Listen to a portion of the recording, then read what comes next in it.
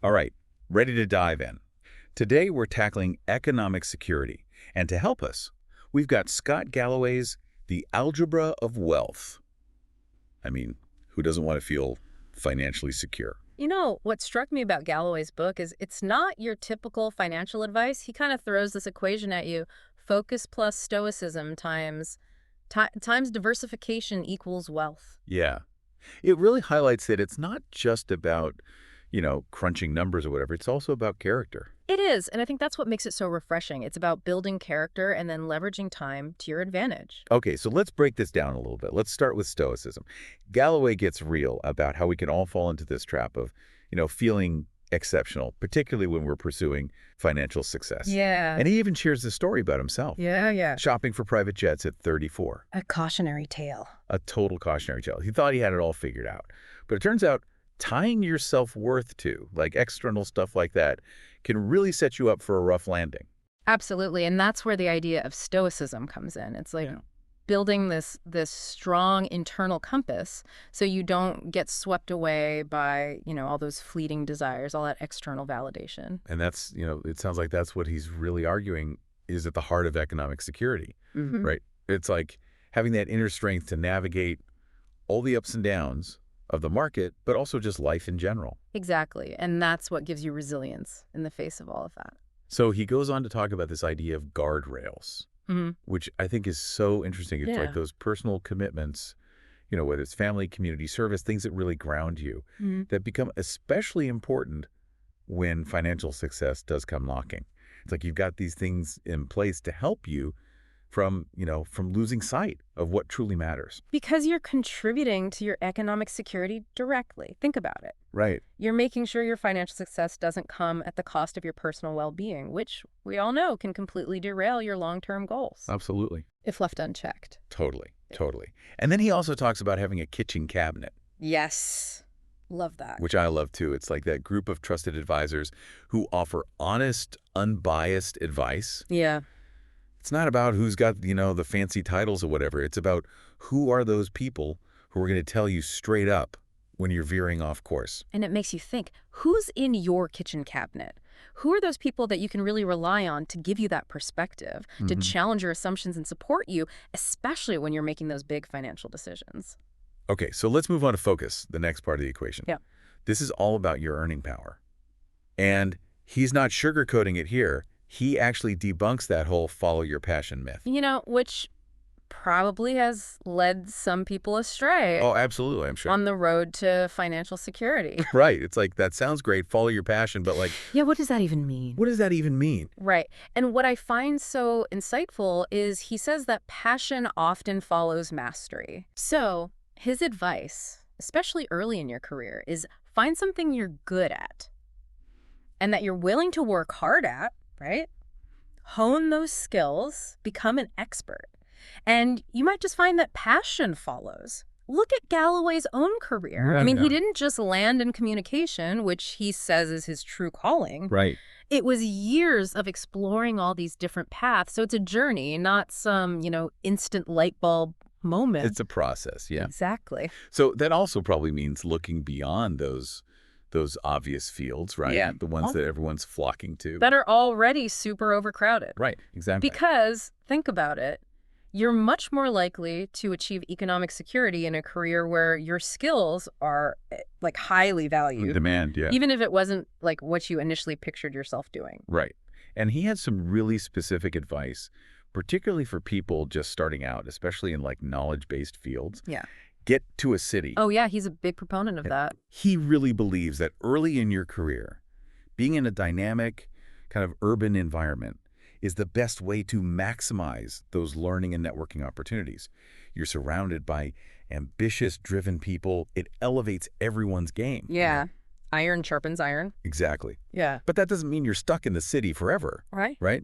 You can always relocate later on to optimize for different things as your priorities change, like lower taxes or different lifestyle. Absolutely. So we've got stoicism, focus, but things get even more interesting, I think, when we bring time into the equation. And Galloway considers this your most valuable asset. And this is where the magic of compound interest comes in. Yes. Which is it's just fascinating how it works. It's like this incredible snowball effect. Your initial investment earns interest, then that interest earns interest, and so on and so on. It just keeps building. Exactly. It's basically harnessing time to grow your wealth exponentially. And he gave this example that honestly just blew my mind. So let's say you invest $12,000 a year, assuming an 8% return. Yeah. You start at age 25. By 65, you'd have like $2.5 million. Wow. But get this, if you wait until 45 to start with that same investment strategy, you only have $500,000 at 65.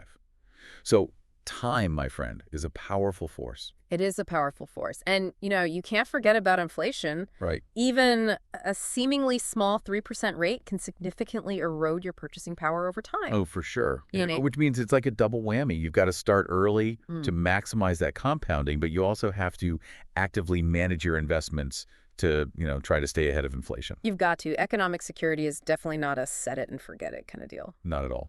No. That's where Galloway's advice comes in. It says, start small. Yeah. Diligently track your spending. Track your spending. Saving habits. You're essentially building those financial muscles that are going to benefit you for years to come. He talks about this guy, Jack, who really takes this to heart. He tracks his spending. He sets a strict budget. He even opens a brokerage account and contributes, whatever he can afford each month. And that's the key. Like, it's not about the amount. It's about building that momentum. It's about consistency. Exact. Building those habits. Even small, consistent steps can lead to big results over time. They do. It's like he says, the easiest way to make $1 is to save it. Yeah, absolutely. Yeah. So we've got stoicism, focus, this incredible power of time. But there's one more piece to this puzzle. Yeah. Diversification. Yes. And this is where we really start digging into building long-term wealth.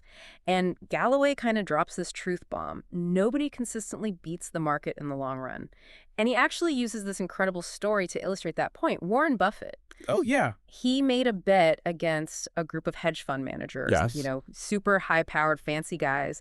Yeah, the best of the best. And guess who won? Buffet, right. Buffet, of course. Well, of course. And all he did was invest in the S&P 500. Right. Yeah. So it's a pretty powerful argument for, not trying to outsmart the market. Spreading the risk. Yeah. Okay, so diversification makes sense. Yeah. But it's more than just picking a bunch of different stocks, right? It is. It's about diversifying across different asset classes. Okay. Stocks, bonds, real estate. Yeah. Understanding your own risk tolerance. Mm-hmm. And the thing is, even a wildly successful company like Apple, Right.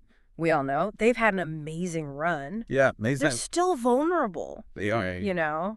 To all sorts of unpredictable things. Right. A global recession or who knows what, some technological disruption. So Who can predict that? Yeah, nobody can predict the future. And didn't Galloway himself Oh, he did? lose a bunch of money at one point? 70% of his portfolio was concentrated in, one company. Oof. Yeah.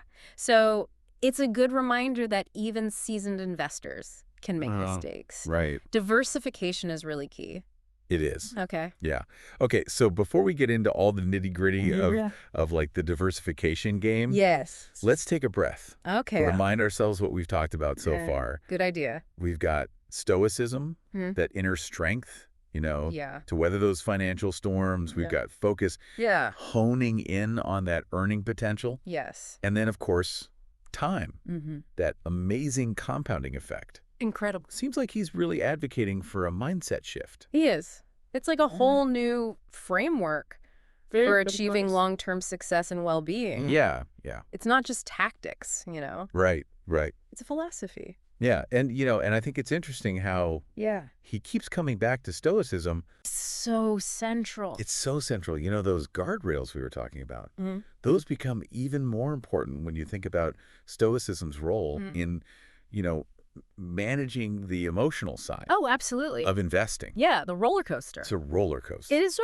roller coaster. It's easy to get caught up, right, in all the fear and grief. Oh, yeah, that's what drives the market Yeah, swings. That's what drives the market.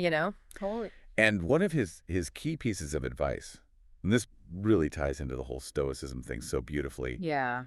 zig when others zag. Oh, I love that. It's like resist that urge Yes. to follow the crowd. Especially when emotions are high. Oh, for sure, yeah. Think about like the dot-com bubble. Oh, yeah. Or even, more recently, the meme stock frenzy. Oh, right. People get so caught up in the hype, they end up losing big time, So it's about having that awareness to step back and say, okay, is this a rational decision I'm about to make? Or am I letting fear or FOMO take over? Much easier said than done. Oh, for sure. I'm sure. Much easier. Yeah. But that's why he emphasizes building that stoic mindset. Yeah. It helps you detach from those emotional swings. Right. And make those clear-headed, long-term decisions that ultimately lead to lasting wealth. Yeah, he even says, what does he say? Don't trust your emotions. Oh, he does, which is pretty bold. It's bold. But you know what? What? I get it. I get. Because fear and greed. They can really mess things up. Yeah, they're powerful forces. They're powerful. They can derail even the best laid financial plans. Absolutely. And you know what else can lead to some risky decision making? Ooh, tell me. Thinking that you can outsmart the market. Oh, day trading. Day trading. Yeah, and Galloway. Oh, yeah. He's got some thoughts on that. He's got some thoughts. Strong opinions. Actor. I would say. He basically equates it to gambling. Right. Not investing. Right. Day trading takes an immense amount of time. Time, skill. Discipline to be successful. Yeah. It's not to say you can't ever make money from it, but odds are not. The odds are stacked against the average person. The average person. Yeah. It's a recipe for financial disaster. For most, he's much more an advocate for building wealth patiently and consistently focusing on those long-term fundamentals. Yeah, it all ties back to focus, doesn't it? It does. Yeah, directing your energy where it truly makes a difference. Yes, that's the key. Yeah. And it brings us to one of his sort of more intriguing pieces of advice, move. But he's not just talking about physically relocating. Right. Although that can be part of it. That can be part of it. But he's talking about a mindset of continuous growth, adaptability. Oh, I love that. Yeah. It's like being in a constant state of evolution. It is. Always learning, always growing, always adapting to the changing, landscape of everything. Of everything, exactly. Yeah. And Galloway says that, complacency is the biggest threat to wealth creation. Wow, that's interesting. Okay. Stay curious. Yeah. Embrace challenges. Always look for ways to enhance, your earning potential. Right. He even suggests, considering a job change. Oh, interesting. Okay. Every so often. Yeah. Especially early in your career. You know what? I can actually attest to that. Yeah. Early in my career. Tell me about it. I switched jobs every couple of years. Yeah. It really helped me expose myself to different industries, build a more diverse skill set. Yeah. And it boosted your income? It boosted my income. There you go. Yeah. Right. But there's a balance. Right. You don't want to be job hopping. Yeah, job hopping too much. Too often. Yeah. Because then it's like... Yeah, it hurts your reputation. It hurts your reputation. Right. Right. Yeah. So it's about strategic movement. Strategic movement, yes. But sometimes, the best laid plans need a little bit of a... course correction. Yeah. And Galloway's not afraid to say that sometimes. Yeah. You just got to know when to quit. He is a big believer in persistence. Right. But there are times when walking away is the smartest move, Yeah. Are you banging your head against a wall? Right. Yeah, totally. In a dead-end job, a failing business venture. Oh, yeah. And that can be hard. It can be hard. To detach from your ego. Yeah, to let go. And make that call. Yeah. But sometimes you have to. You just got to cut your losses. Yeah. Redirect your energy. Absolutely. And that's crucial for long-term success. Yeah. Quitting doesn't equal failure. Right. It's recognizing when your time and effort are better spent elsewhere. It really comes back. It all comes back. To focus, doesn't it? It does. Yeah. It's about understanding where your efforts will yield the greatest return, even if it means letting go of something you've invested a lot in. Okay, and that brings us to diversification. Diversification. Which is, really where we'll get into we'll dig specific strategies. Investment strategies in part 3. Sounds good. I'm ready to explore that. Okay, so we've talked Stoicism, focus, the power of time. Now let's tackle this concept of diversification head on. see how it all comes together. I mean, where do we even begin? Well, you're probably already familiar with different income types, but the key here, as Galloway points out, is understanding how each is taxed. Oh, okay. That's where you can really start to, optimize your investment strategy, thinking long term. Right. Because let's be honest, taxes can feel like a bit of a black box. They can, especially when it comes to investing. Yeah, for sure. Galloway's a big proponent of those tax-advantaged accounts like 401ks and IRAs. You're basically delaying those taxes for like decades. Right. Giving your investments more time to compound and grow. It's like a secret weapon, really. I like secret weapons. But he also talks about this idea of, timing your taxes. Yeah. How would someone actually do that, effectively? Sure. So let's say you're planning to sell some stock. It's appreciated significantly. Right. Instead of selling it all at once and, pushing yourself into a higher tax bracket, you could spread those sales out over a few years. Lower your overall tax liability, keep more of your gains. Okay. So it's about being like strategic, proactive, not just like reacting when tax season rolls around. Exactly. Got it. Okay. So it's not just about what you earn, it's about what you keep. Right. After taxes. After taxes. Yeah. It all ties back to that focus. I see that. Yeah. So that focus also extends to choosing the right investments. It does. And Galloway's a huge advocate for diversification. He calls it the Kevlar of investing. It's about spreading that risk so you're not overly exposed to any one sector. Right. Like a financial safety net. Exactly. Exactly. And it's more than just stocks. You want to consider bonds, real estate, maybe some commodities. Building a portfolio that can withstand all those ups and downs. Okay. So let's say, I'm ready to diversify like a pro here. What's Galloway's take on picking those specific investments? Well, he's a big fan of what's called passive investing, utilizing low-cost index funds, ETFs, tracking the overall market rather than trying to pick individual stocks or like time the market perfectly. Yeah, it's a strategy that's proven to be successful over time. Right. It is. It is. I mean, think about it. Even with all their resources, all their expertise, most professional fund managers actually fail to beat the market consistently. Right. So why not just ride that wave? Yeah. I've heard a lot about index funds. I don't know, it's always felt, I guess, maybe a little too hands-off for me. I understand. But look, let compounding do its magic. Galloway also suggests, allocating a portion of your portfolio to real estate. He calls it the emperor of asset classes. Owning a home. Oh, yeah. It can be a great way to build wealth. It's a place to live, and it's an investment that, ideally will appreciate over time. Right. It can be a big commitment, though. It can. He also talks about rental properties, the pros and cons. Could be lucrative, but, it requires time, effort, expertise. And then for those who are, a little more adventurous, maybe have a longer time horizon, he suggests, maybe a small allocation to like speculative investments. Things like cryptocurrencies, venture capital, high risk, potentially high reward. Okay, I'm starting to feel maybe a little overwhelmed by all the options here. I get it. Like, where's that starting point? Galloway would say, start by building that solid financial foundation. Track your spending, create a budget, establish an emergency fund. Those are the building blocks. Right, yeah. Getting back to basics. Back to basics. It takes time to build wealth. Be patient, be disciplined, and don't get discouraged by those short-term market fluctuations. It's a marathon, not a sprint. Yeah. Galloway's Algebra of Wealth, it's so much more than just like financial advice. It's a roadmap to a life of intention, purpose. It is. And yes, economic security. It's about aligning those financial goals with what truly matters to you. Having the freedom to pursue your passions, take care of loved ones, make a positive impact on the world. And I think Galloway really illustrates this beautifully in the epilogue. He talks about spending a weekend with his son. And he's reflecting on how his financial security allows him to, create these special moments, be present without those financial constraints weighing him down. He does. He also shares a really moving story about caring for his mother during her final days and how his financial resources allowed him to provide her with, the best possible care. It really highlights that power of economic security. Yeah.